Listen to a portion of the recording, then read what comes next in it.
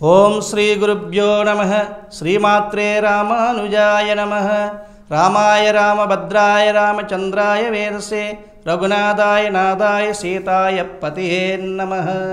జై శ్రీమన్నారాయణ. ఈగల మీడియా ప్రేక్షకులకు ఈరోజు మనము వ్యవసాయదారులు మరి వాళ్ళు పంట బాగా పండాలి అనేటువంటి విషయం గురించి మనం చెప్పుకుంటున్నాం. వ్యవసాయం ఏదైనా కానివ్వండి, మీరు వరి కానివ్వండి, పత్తి కానివ్వండి, ఏదైనా సరే, జొన్న కానివ్వండి, ఏ పంట పండించినా కూడా ఆ రైతు ప్రథమంగా పని ప్రారంభించే ముందుగా తన పొలానికి ఈశాన్య మూలలోని చక్కటిగా మట్టి తీసుకుని గుండ్రటి ఒక మట్టి గుండ్రంగా తయారు చేసి ఒక భూ ఆకారంలో తయారు చేసి ఆ మట్టి ఉండని ఈశాన్యం మూలని ఒక ప్రాంతంలో పెట్టాలి. పెట్టి ఆ యొక్క పొల యజమాని ప్రతిరోజు కూడా వచ్చి 2 పూలు, పసుపు, కుంకుమ. ఫస్ట్ రోజు మాత్రం పెట్టేటప్పుడు ప్రారంభం రోజులో మాత్రం ఒక కొబ్బరికాయ కొట్టాలి, ఒక బెల్లం ముక్క నైవేద్యం పెట్టాలి. ఓ భూమాత, నిన్ను మరి సేవిస్తూ నీ అనుగ్రహంతో నేను బతుకుతున్నాను, నా పట్ల నువ్వు అనుగ్రహించు. రైతు తను వచ్చి నాగల పట్టి దున్నేటప్పుడు భూమి యొక్క వృధాన్ని మించి వెళ్ళిపోతూ ఉంటుంది. అంటే భూమిని పొడుస్తున్నాడు, నాగల పెట్టి దున్నుతున్నాడు. ఆ యొక్క గడ్డపారతలా పొడుస్తాడు, అంటే భూదేవిని ఇలా పొడిచేస్తాడు. ఇటువంటి అనేకమైనటువంటి ఆయన తెలియకుండా అనేకమైనటువంటి పనులు చేస్తున్నాడు. కాబట్టి ఓ భూమాత, నేను చేసే ప్రతి పని కూడా నీకు భారం కలిగించవచ్చు, నన్ను రక్షించు, నన్ను కాపాడు. ఇలా చేసి నా జీవనాన్ని నేను గడుపుకుంటున్నాను.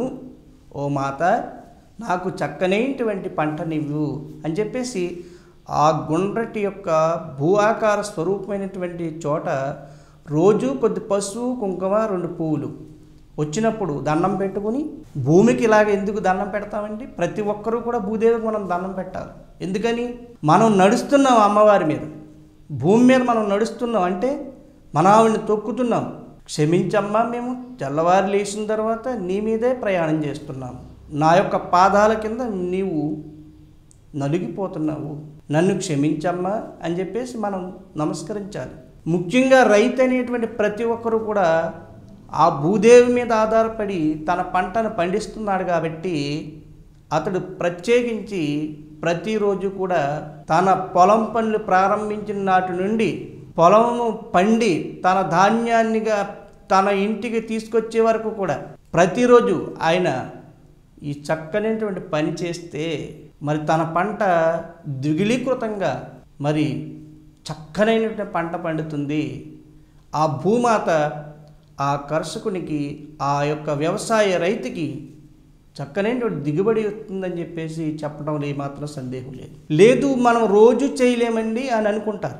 కనీసం మీరు శుక్రవారం రోజు కానీ మంగళవారం రోజున కానీ మీరు ఈ పని చేయండి. మరి రైతే కాకపోవచ్చు, రైతు భార్య, బిడ్డలు ఉంటారు, ఎవరో ఒకరు ఈ పని చేయండి. ఆ యొక్క భూమాతకి మరి శరణార్థులు కండి, ఆవిడ అనుగ్రహిస్తుంది. ఈ విధంగా ఏ రైతు అయితే ఆ భూమాతని పూజించి, ఆ భూమాత మరి అమ్మా నీ ఒడిలో మేము ఉన్నాము, మాము అనుగ్రహించు, మీ ద్వారా మేము జీవనాన్ని గడుపుకుంటున్నాము అనేటువంటి శరణార్థిగా నువ్వు ఆచరించావో అప్పుడు నువ్వు వేసిన పంట దిగులీకృతమైపోయి గొప్ప పంట పండుతుంది అనే దాంట్లో ఏమాత్రం సందేహం లేదు. ఇదంతా కూడా ప్రతి రైతు కూడా ఆ భూమాతని శరణజొచ్చమని చెప్పేసి వేడుకుంటూ చక్కగా మీ పంటలు దిగులీకృతమై గొప్ప పంటలు పండి భోగభాగ్యాలు కలగాలని చెప్పి భావిస్తూ ఆ కలియుగ దైవమైనటువంటి వెంకటేశ్వర స్వామిని మీ అందరినీ కూడా రక్షించమని చెప్పేసి ప్రార్థిస్తూ లోకా సమస్తా సుఖినో భవతు. Like and subscribe Eagle Media Works.